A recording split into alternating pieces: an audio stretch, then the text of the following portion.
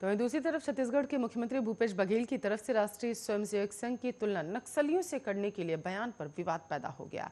इसके बाद भोपाल से भारतीय जनता पार्टी की सांसद प्रज्ञा सिंह ठाकुर ने सीएम भूपेश बघेल पर पलटवार किया। प्रज्ञा ठाकुर ने बुधवार को कहा कि आज हिंदू और देश आरएसएस के कारण ही सुरक्षित है। इधर कांग्रेस ने बीजेपी सांसद के इस बयान को भारतीय सेना का अपमान करार दिया।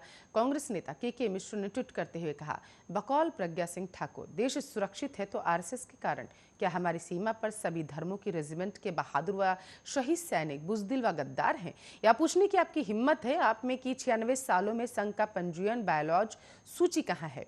डर है कहीं आप जैसा हश्र अन्य अतिवादियों का ना हो। बताते चले, इससे पहले आरएसएस प्रमुख मोहन भागवत ने वीर सावरकर को लेकर कहा था कि इस देश में सही मायने में वे एक महान व्यक्ति थे जिन्होंने राष्ट्रीयता को सर्वोपरि रखा और उन्होंने हिंदुत्व को ही राष्ट्रीय माना। लेकिन शुरू से ही वीर सावरकर की छवि को खराब करने का प्रयास किया गया। साथ ही उन्होंने कहा कि इस देश में वीर सावरकर के बारे में लोगों के पास कम जानकारी।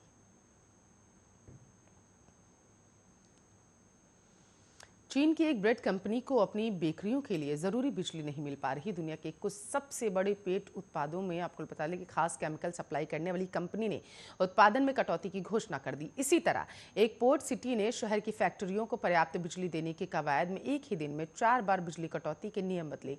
ये दृश्य इस समय चीन के हर उस शहर में बहुत आम है जो गंभीर बिजली संकट के दौर से गुजर रहा। चीन की बिजली किल्लत का असर कारखानों और उद्योगों पर पड़ रहा है। बिजली संकट को देखते हुए आपको बता चले, चीन की सरकार ने कोयला खनन और उपयोग करने की मंजूरी दे दी है। संकट से गुजर रहे चीन को कार्बन उत्सर्जन रोकने के अपने संकल्प से समझौता करना पड़ रहा है। चीन में बिना अनुमति बंद की गई खदानों को फिर से खोलने का आदेश दे दिया गया। मरम्मत के लिए बंद की गई कोयला खदानों और कोयले से चलने वाली बिजली संयंत्रों को भी फिर से खोला जा रहा है। कोयले से चलने वाले बिजली संयंत्रों के लिए कर प्रोत्साहन का मसौदा तैयार किया जा रहा है। नियामकों ने चीनी बैंकों को कोयला क्षेत्र को भरपूर कर्ज देने का आदेश दिया। स्थानीय सरकारों को चेतावनी दे दी गई है कि वे ऊर्जा उपयोग की सीमाओं के बारे में भी अधिक सतर्क रहें, जो आंशिक रूप से जलवायु परिवर्तन की चिंताओं के जवाब में लगाई गई थी।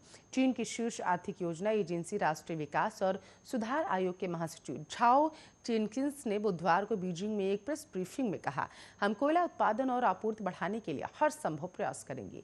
बिजली की कमी ने चीन की रणनीतिक कमजोरियां उजागर की। इस देश की ऊर्जा भूख बहुत ज्यादा है। दुनिया की दूसरे नंबर की अर्थव्यवस्था बिजली की भारी खपत वाले स्टील, सीमेंट और रसायन उद्योगों पर निर्भर है। तो केंद्रीय इस्पात मंत्रालय की हिंदी सलाहकार समिति का पुनर्गठन हो चुका है। इस बार इसमें कई नए चेहरों को शामिल किया गया। इनमें सबसे अधिक चौंकाने वाला नाम लोक जनशक्ति पार्टी के अध्यक्ष चिराग पासवान का।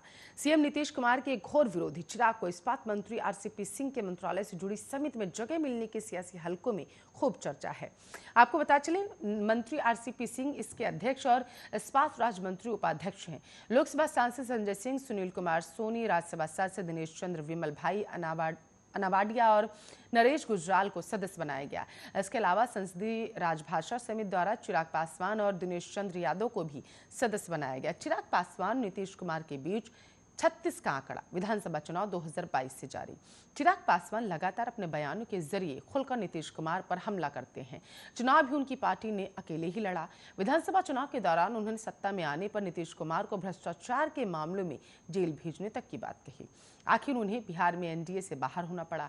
मंगलवार को भी आपको बता चले, बिहार विधानसभा उपचुनाव के सिलसिले में पटना पहुंचे चिराग पासवान ने नीतीश कुमार को निशाने पर लिया। उन्होंने कहा, मुख्यमंत्री ने हमेशा मेरे पिता रामविलास पासवान का अपमान किया।